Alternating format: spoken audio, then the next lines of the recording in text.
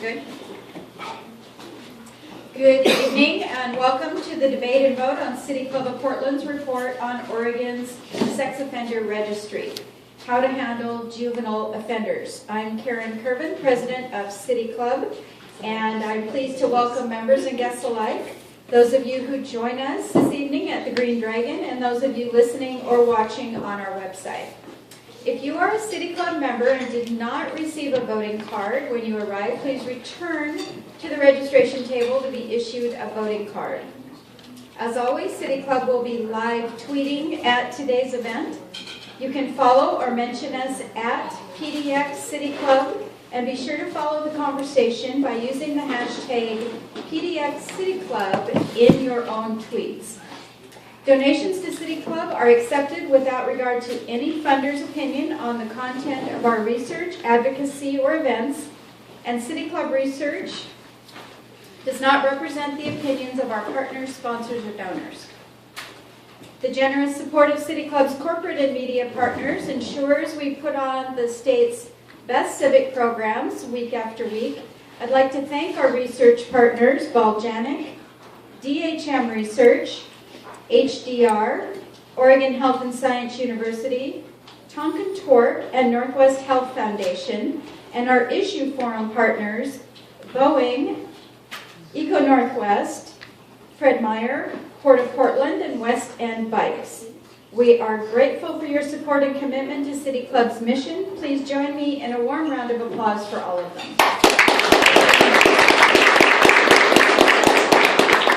Today we will vote on the adoption of the newly released City Club report on Oregon's sex offender registry, how to handle juvenile offenders.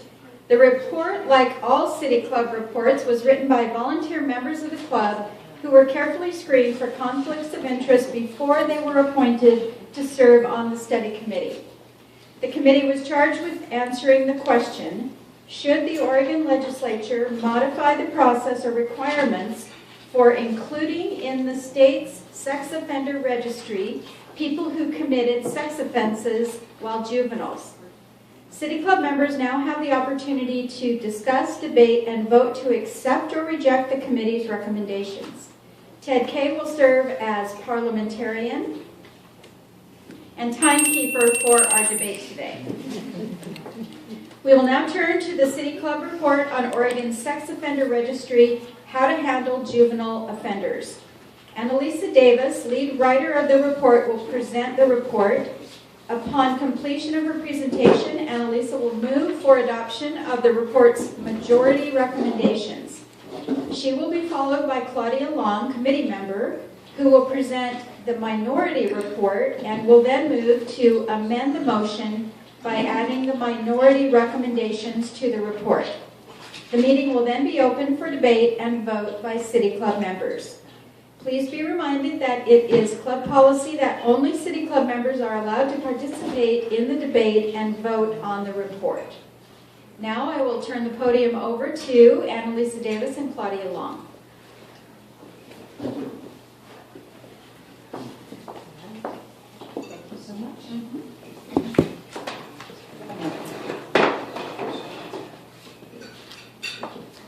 The issue we're here to discuss and debate tonight is one with no easy answers and no perfect solutions. Our committee wrestled with it for 7 months, and tonight I'm called upon to sum it up for you in 10 minutes. So bear with me. I will address only a very few of our findings this evening, but all of them are important, and I strongly encourage you to read the report if you haven't already. Your committee was asked to study the following question. Should the Oregon legislature modify the process or requirements for including in the state's sex offender registry people who committed sex offenses while juveniles? Your committee's answer to this question is a resounding yes. The current system is deeply flawed. Tonight, I'd like to explain who we are talking about when we say juvenile sex offenders, why we should care, and what the majority recommends. So who we are talking about? We are talking about juveniles adjudicated in juvenile court for registrable sex crimes. Adjudicated is the juvenile court equivalent for convicted. Juvenile courts have two goals, accountability and rehabilitation. We do not address juveniles who are tried as adults, as the adult and juvenile systems are too different. We do not address juveniles who receive formal accountability agreements instead of adjudication, as they are not required to register. We address only the small subset of juveniles who are adjudicated and enter a structured system for treatment and supervision. Who are we talking about? We are talking about juveniles who have violated another person in a way that police, prosecutors, and judges believe merits serious intervention by the state. Your committee did not hear testimony indicating a widespread problem of prosecuting juveniles for what witnesses termed playing doctor. Additionally, the Oregon legislature has already changed the law to exempt consensual sexual activity between minors within certain age limits. Who are we talking about? We are talking about juveniles.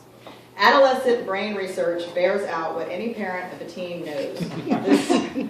This is a time in life when risk-taking is high, impulse control is low, and the development of decision-making skills is incomplete. Teens are prone to making terrible, hurtful decisions without thought of the consequences. Research shows that offenses committed as a juvenile do not necessarily indicate a lifetime propensity for victimizing others. Adolescents are developing and experimenting, their behavior is not fixed, and they are responsive to intervention. Recidivism rates for juvenile sex crimes are incredibly low. Studies find rates ranging from 2.5% to 15%, below the rates for other crimes. So why should we care about juvenile sex offenders and the juvenile sex offender registration? Juvenile sex offender registration has serious consequences for youth offenders and their families. It can present a barrier to education, to housing, to employment, even to future parenting. Registering juveniles as sex offenders has serious consequences for society. The stigma of registration can impede successful rehabilitation and prevent reintegration into the community. A bloated registry cluttered with low-risk juvenile offenders also wastes law enforcement time. And sex offender registration can have serious consequences for victims. Fear of subjecting youth to the burdens of registration can lead to a reluctance to report crimes and a reluctance to prosecute crimes. This system is flawed. Currently, young sex offenders are automatically subject to registration at the time of adjudication based solely on the crime they are charged with. They are registered for life unless they take the initiative to request relief from the courts. The relief process is expensive and complex. Finally, the information provided to the public upon inquiry about a juvenile is inconsistent. So what can we do? First, the majority recommends that the decision to register a juvenile as a sex offender occur after the treatment and supervision period. We know a lot more about these kids at this point. They have been working with professionals, the courts receive regular updates, their circumstances, family support, past offenses, and other crucial details become more clear. The crime alone tells us little. Also, the purpose of registration is to help law enforcement keep track of sex offenders in their communities. When juvenile offenders are under the jurisdiction of the court, we know their whereabouts, activities, their progress in treatment, even who their friends are. Registration does not provide law enforcement with more information at this time. As one witness stated, we send kids to treatment because we believe treatment works, and in most cases it does. Treatment can effectively change behavior in adolescents. The majority believes that professionals who work with these youth can reasonably distinguish between youth at low risk of reoffense and youth at high risk of reoffense after this treatment and supervision period. Finally, while under the supervision of the court, indigent youth have access to public defenders who can assist them contest a recommendation that they are high risk and should be registered. Our second recommendation, the majority recommends that if registration is imposed, it should be for a set period of time, not to exceed 5 years, and the offender should be allowed to periodically reapply for relief from registration if denied the first time. Third, the majority argues that relief must become more accessible. The testimony we heard was that most youth offenders who seek relief from registration get it, yet very few are seeking it. Why is that? There are incredible barriers to being able to do that. First of all, the legal system is extremely complex. It would be very hard for any of us to try to move through the legal system on our own wwithout an attorney on an issue such as this. So you can imagine if you are a 22-year-old kid. Also, there are financial costs associated with it. not just the court fees, but also the fact that you must currently go back to the jurisdiction in which you were initially adjudicated. So if you've moved off to college, if you've gone somewhere else, there are other expenses involved in that. We believe that we recommend that the state should notify juvenile offenders when they are eligible for relief. Right now, the burden is on the juvenile offender to know at what point he or she may be able to come back for relief from registration. The obligation should be on the state for that. This is one of the reasons we have people on the registry today who should have been granted relief after the Oregon legislature passed their last amendments to this law, and they have not done so because most of them don't know that they're even eligible for it. Also, reasonable costs should be borne by the state.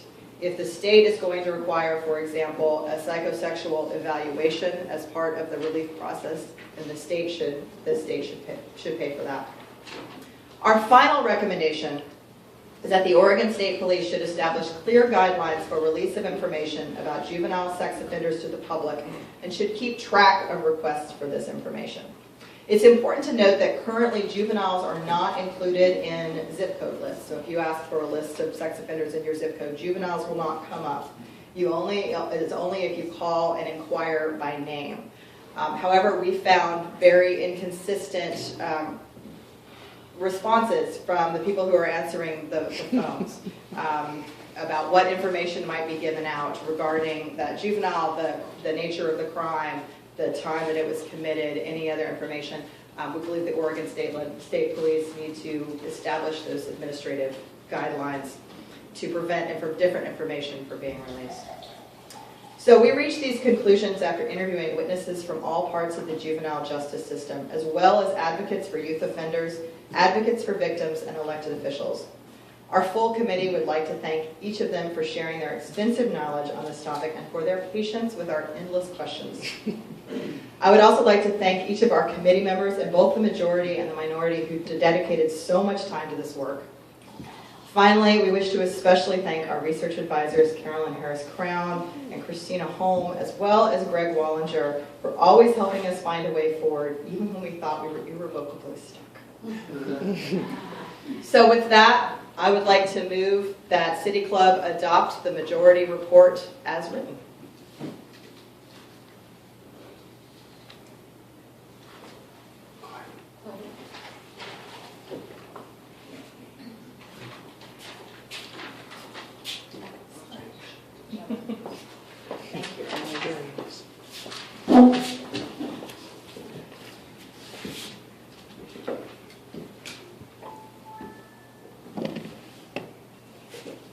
Well, it was a grueling process. It really was. I'm Claudia Long. I'm real happy to be here tonight. I think that the City Club Research Committee worked very hard to discern whether the JSOR, juvenile, what I refer to as the JSOR, the Juvenile Sex Offender Registry, works effectively on the operation of sex offender registries to protect the safety of the public. We agree with the majority findings that the JSOR does not make the public safer based on findings that found unintended and irrational consequences to the way the act was developed. The minority disagree in ways that I will summarize. As Annalise said, registration was predicated on protecting safety to the public. In compliance with SORNA, an Oregon tribe we talked with are in compliance, and they do so for very different reasons. They face losing anti-crime grant funds as states do, and a partial loss of their inherent sovereignty. Yet they choose not to place juvenile sex offenders on a registry. And it's considered common practice among the Oregon tribes. So how does the minority recommendation differ from the majority? Well, we do not agree that simple amendments to the JSOR will arrive at different outcomes, as the majority assumes. Example, registering was never meant to be a tool for community policing. and yet it has become just that. And if it is left as it is, or amended to have others make recommendations or decisions about when and how to release youth from a lifetime serving on a registry, youth will still continue to be penalized, criminalized, and face social stigma. We believe an amended version will not result in any reduction in crime, nor will it enhance public safety. And that's based on the research. Nor will other kinds of changes recommended by the majority improve the outdated, obsolete tool. It will continue to criminalize young people, often for a lifetime.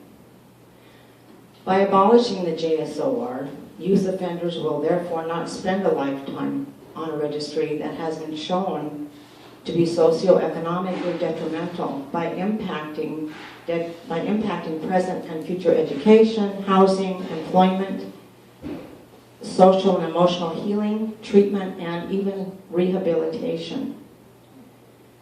We disagree with proponents of the JSOR, and we're so close, but we do disagree with the proponents of the JSOR that their constituents consider the registry a deterrent, and they feel that most stakeholders will continue to be in favor of a registry even though it has been shown to be obsolete and unable to protect the public from future sex offenses by youth. Two arguments were considered as the basis for the minority recommendation. First, the rational argument is based on studies that found and are consistent with the majority report about young people not being neurologically mature, and therefore youth conduct is expected to be less morally and legally responsible than adults, but therefore malleable to rehabilitation. JSO recidivism is considered very low, approximately 7% in a study of 11,000 JSOs over 5 years. Current risk assessments developed to predict future sex offenses by juveniles do not demonstrate the level of accuracy required.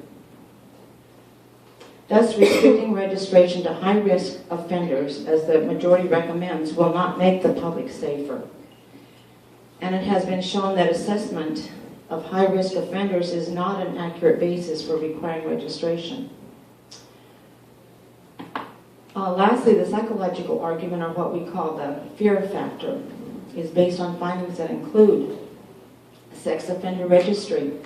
Laws have been legislated by fear. There seems to be a direct correlation between the level of people's fear and their support of adult sex offender laws.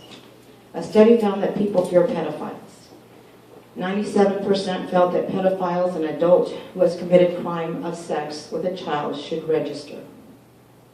People fear age-based consensual offenses, example, between a 20-year-old and a 16-year-old minor. 65% felt that offenders should therefore register. In effect, people were found to be most fearful of those who offend children. Yet fear in this study is more closely correlated with adult sex offenders, not youth. In some of the readings we talked about and read about cognitive dissonance.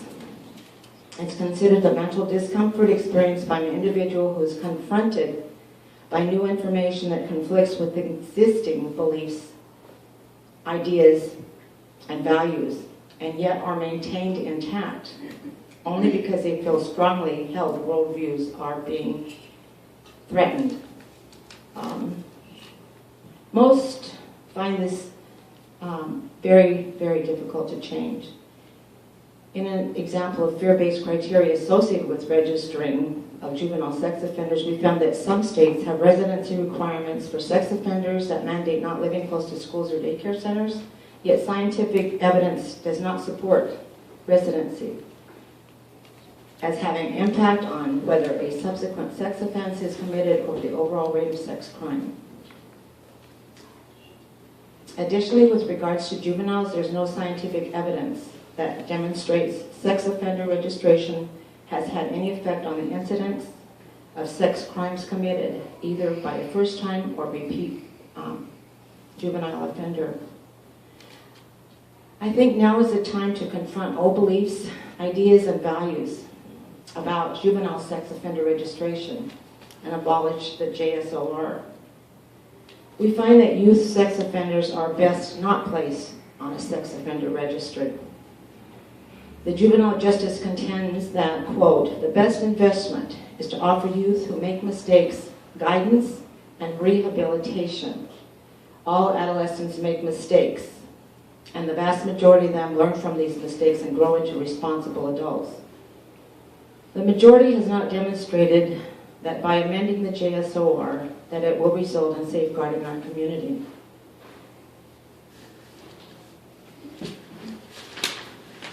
And I want to thank everybody too, but let me see. I move for the City Club to add the minority recommendation.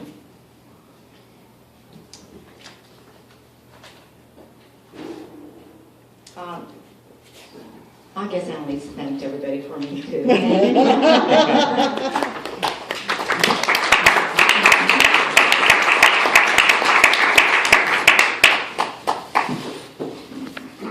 Thank you, Annalisa and Claudia. That was well done. I want to be sure that everyone understands the parliamentary situation. Many minority reports seek to substitute one or more recommendations for the majority's recommendations. Tonight, the minority seeks to add its recommendations to the report. After debate, if Claudia's motion is adopted, we will vote on whether to adopt the amended report, including both the majority and the minority recommendations. If Claudia's motion is not adopted, we will then be voting only on the majority recommendations. I will alternate between the two positions. Each member will have 2 minutes to testify. The parliamentarian will help me rigorously enforce our 2-minute rule for member comments at the microphones by flashing a 15-second warning card indicating that time is running out, and by ringing the bell when time is up. We've tossed a coin and we'll first recognize a member favoring the minority. Do we have someone from the minority who would like to comment? You know, there's only... Can I say? I guess I'm obligated. For the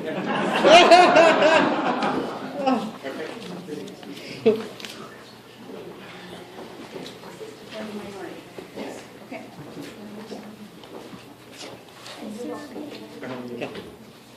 Yeah, after looking into this for a very long time and doing many literature reviews of the research that has been done on this, there's no empirical evidence whatsoever that there's a public safety benefit to having juveniles registered. It doesn't prevent recidivism at all, and there's ample evidence that it has negative impacts. It might even increase the incidence rate because you are telling a young person that they're a sex offender when they're still in a period of identity formation, and they start to believe that's who they are, and it might increase their future rates. Yeah, I'm not good at public speaking. You're doing great. Okay. You're doing great. Yeah, maybe can I let someone else talk, then respond later? Well, we have, next we'll go to someone on the majority. Do we have someone on the majority side who would like to comment?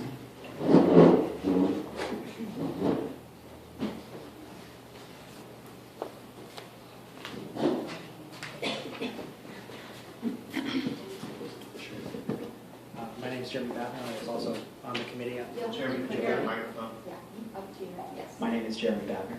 Yes. I was also on the majority on the committee. I think our greatest concern is that currently registration is automatic. It's for everybody. It pulls everybody in. Each person who's currently on the registry can get off, but they have to apply to do so, and pretty much no one applies. Almost everyone who does apply gets off. So one of our primary concerns, before even thinking globally about the issues, was thinking about, is there a way to reverse that?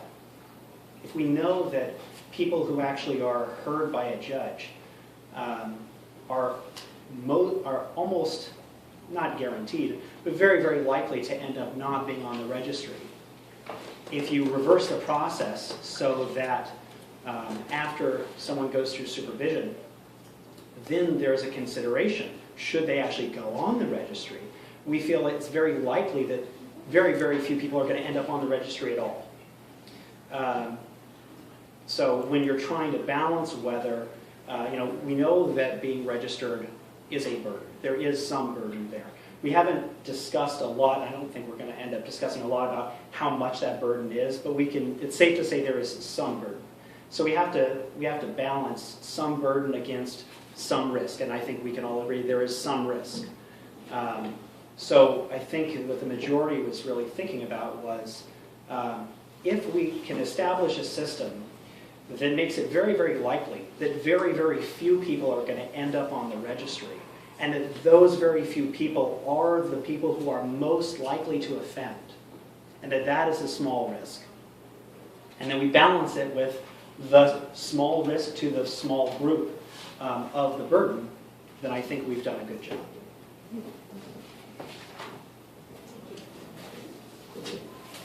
Someone else for the minority? Oh, okay. I'm not a city club, then I can't speak. Nope. No? Sorry. We'll sign you up for next time. Right, You can next join. time. You can pass a note to a city club member. I'll do it. Someone else on behalf of the minority? I wasn't sure, as you can tell, what the recommendation was going to be from our minority group. I know that we were pushing for complete abolishment of the JSOR as it stands today, but I understand in that small print what we have, and I've seen the report, and but I want to make that clear, is that so if you do accept our recommendation, what we are doing is really, we're trying to request abolishment, but the second area is protecting confidentiality of juveniles, which isn't being done right now, including excluding public access. And then the third one is just, lastly, just to follow the recommendation outlined in the majority report. So I didn't know if that was clear to everybody. Thank you. Someone else?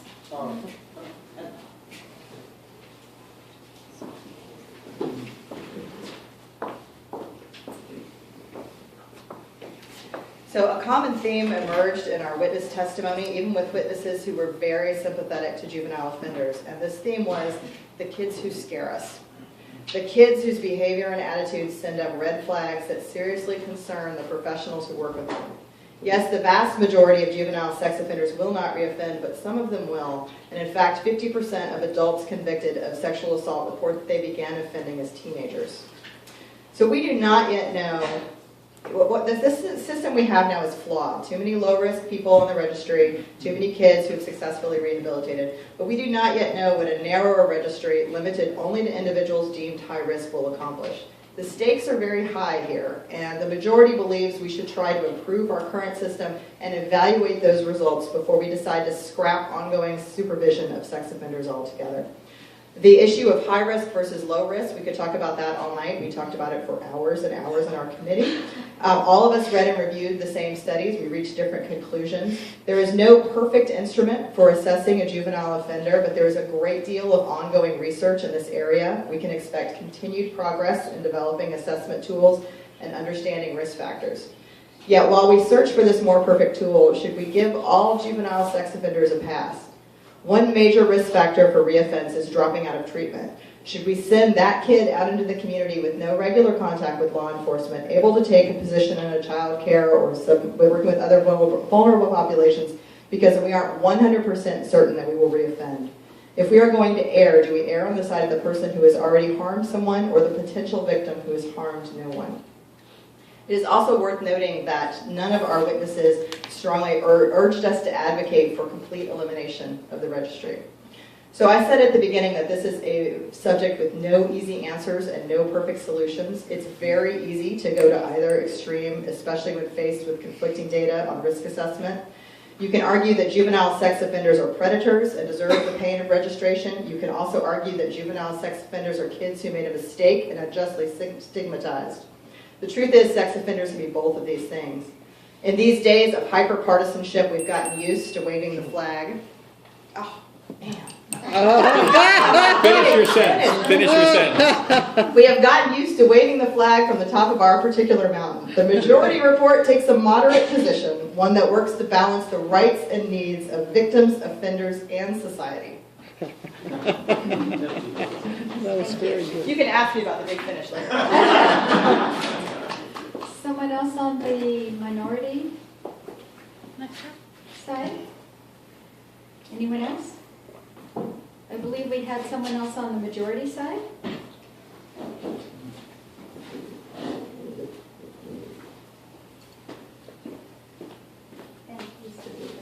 I'm Marcus Wood, a City Club member, and I'm one of the majority in the majority report.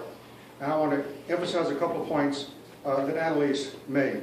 It's important to understand that if the majority report is accepted as written, most kids will never register. The kids who've successfully gone through rehabilitation pose very little risk and will not register. Most kids that are on will have the opportunity to get off. The difference between majority and minority is, at least in my opinion, is that we recognize, I think, that some minority of these kids are, in fact, dangerous. There are bad people out there. For example, at one extreme, there's a registry. There's only one registry which is that of predators that goes out to the general public. There are less than 5 kids on it. But these are really scary kids. There's the kid who sexually molested a child, and then to cover it up, took the child in a nearby stream, held the kid under until he's dead. We don't believe we can legitimately tell the public and the legislature that that sort of an individual, if they still are deemed to be predatory, should get a free pass if a nursing home or daycare center calls to ask about their background. Now, of course, most cases are less extreme than that, but there are kids who show themselves to be dangerous by their own post-adjudication actions. These are the kids who go on after adjudication to reoffend and maybe have to be locked up to protect the public until you're no longer able to lock them up, or who will not participate in rehabilitation. We believe that this small group, that if we're going to adequately consider the needs of the public, we have to leave the ability of a judge to keep this type of group on the registry. The individuals may still reoffend, but they'll have a much lower access to vulnerable people to reoffend with. Anyone else on the minority side?